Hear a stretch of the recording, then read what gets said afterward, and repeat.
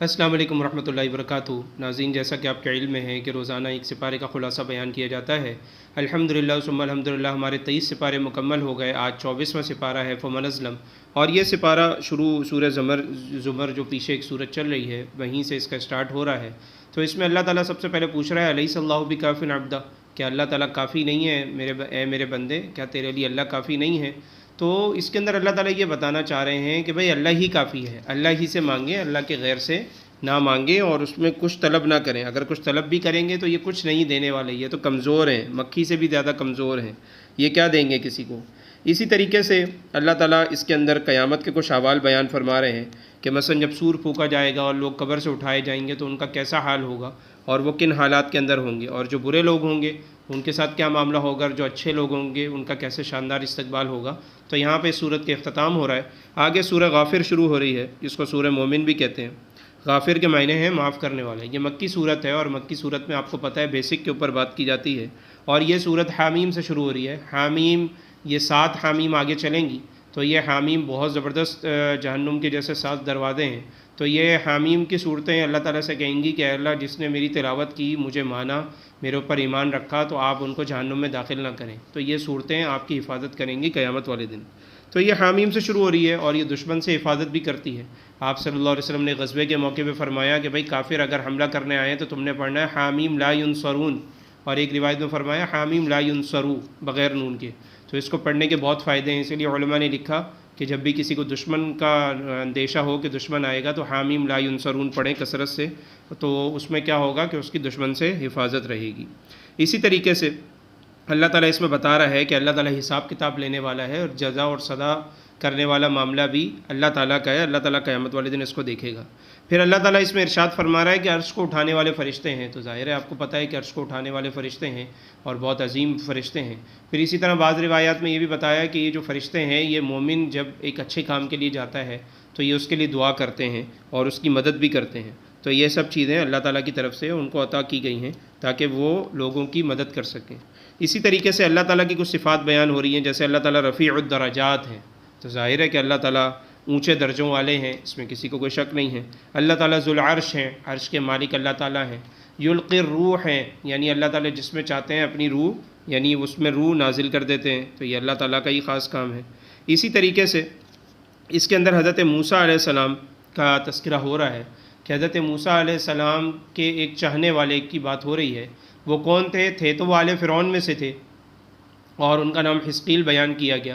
تو جب حضرت موسیٰ علیہ السلام کے قتل کا پلاننگ ہو رہی تھی فرعون کے دربار میں، تو وہ آل فرعون میں سے ہوتے ہوئے کھڑے ہو گئے، اور کھڑے ہو کے انہوں نے کہا کہ جی تم اس کو اس لیے قتل کرنا چاہتے ہو کہ وہ اللہ تعالیٰ کی دعوت دیتا ہے، تمہیں توحید کی طرف بلاتا ہے۔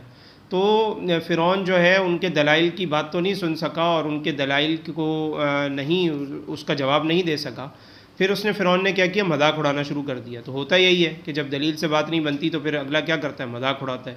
تو فرعون نے مذاق اڑانا شروع کر دیا، اور اس نے وہاں پہ اپنے درباریوں کو کہا کہ کوئی اونچی جگہ تو بناؤ تاکہ میں اوپر چڑھ کے دیکھوں کہ موسیٰ کا رب کیسا ہے۔ تو یہ بیوقوفی کے سوا کچھ نہیں تھی یہ بات۔ تو بہرحال اللہ تعالیٰ اس کے اندر جو ہے ان کے بارے میں بیان فرما رہا ہے، اور آپ صلی اللہ علیہ وسلم نے فرمایا کہ صدیق 3 ہی ہیں جو گزرے ہیں۔ ایک انہی کے بارے میں فرمایا، حضرت حزقیل کے بارے میں، اور ایک حبیب نجار کے بارے میں فرمایا، جیسے یاسین شریف میں ذکر ہو گیا کہ وہ نیک آدمی تھے، اپنی قوم کو سمجھا رہے تھے۔ اور فرمایا تیسرے سیدنا ابوبکر صدیق رضی اللہ عنہ ہیں، اور حضرت سیدنا ابوبکر صدیق سب سے زیادہ افضل ہیں صدیقین میں سے، تو بے شک بالکل ہیں۔ تو یہ علامہ قرطبی نے اس کو روایت کی ہے۔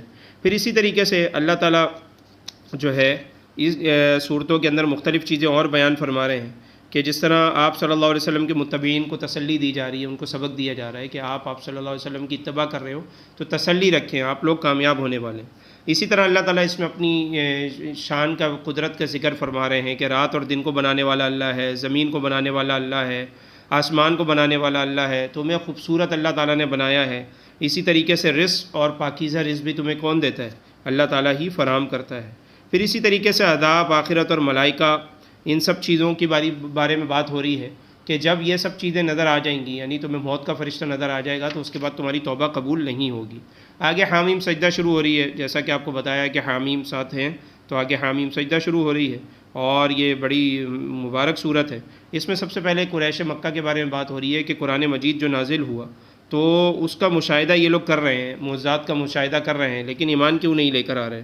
تو ان کے اندر بات کیوں نہیں اتر رہی؟ ان کے کانوں سے کیوں نہیں یہ بات ان کے دل کے اندر اتر رہی؟ تو اس بارے میں اللہ تعالیٰ اس میں بات کر رہے ہیں۔ پھر اسی طریقے سے اللہ تعالیٰ کہہ رہے ہیں فصلت آیات ہم نے تو ان آیات کو کھول کھول کے بیان کر دیا، تو کیا کنفیوژن ہے؟ کوئی کنفیوژن نہیں ہے تو پھر کیوں نہیں ایمان لے کر آ رہے؟ اسی طرح آپ صلی اللہ علیہ وسلم کے بارے میں اللہ تعالیٰ نے فرمایا کہ یہ بشیر بھی ہیں، نذیر بھی ہیں، خوشخبری دینے والے بھی ہیں اور ڈرانے والے بھی ہیں۔ اسی طریقے سے اللہ تعالیٰ اس کے اندر ارشاد فرما رہا ہے کہ یہ جو آسمان جو تھا یہ دھواں تھا، اللہ تعالیٰ اس کی طرف متوجہ ہوا اور اللہ تعالیٰ نے اس کو کہا کہ بھائی تم آ جاؤ، یعنی بن جاؤ، خواہ تم خوشی سے بنتے ہو یا تم بغیر خوشی کے۔ تو فرمایا کہ انسان کے علاوہ کوئی اور مخلوق تو ایسی نہیں ہے کہ جو اللہ کی رضا کے خلاف جائے، انسان ہی ہے کہ جس کو اللہ تعالیٰ نے بنانے کے بعد اختیار دے دیا کہ تم اچھا کرو یا برا کرو۔ تو بہرحال اللہ تعالیٰ اس میں آسمان کی بات فرما رہا ہے کہ اللہ تعالیٰ نے آسمان کو پیدا کیا۔ پھر اسی طریقے سے کفار کی بات ہو رہی ہے کہ کفار نے جب دیکھا کہ کسی بھی طریقے سے لوگ نہیں سمجھ رہے اور ہم کوئی دلیل نہیں دے پا رہے، تو انہوں نے کہا کہ لا تسمعوا لہذا القرآن، کہ جب قرآن پڑھا جائے تو انہوں نے کہا کہ جی قرآن کو نہ سنو، اور جیسے روایات میں آتا ہے کہ جی اپنی کانوں میں انگلیاں دے دیتے تھے، شور شرابہ کرتے تھے، والغوا فیہ لعلکم تغلبون، اور خوب شور شرابہ کرو تاکہ تم کیا کرو، تم ہی غالب آ جاؤ۔ پھر اس کے بعد اللہ تعالیٰ آگے فرما رہا ہے کہ جب تم کسی کو بلاؤ تو وہ اچھے طریقے سے بلاؤ اور اس کو واعظ و نصیحت کرو اچھے طریقے سے تاکہ وہ تمہاری بات کو سننے والا بنے۔ تو ہماری اللہ رب العزت سے دعا ہے کہ جو کچھ ہم نے سنا ہمیں اس پہ عمل کی توفیق عطا فرمائے۔ وآخر دعوانا ان الحمد للہ رب العالمین۔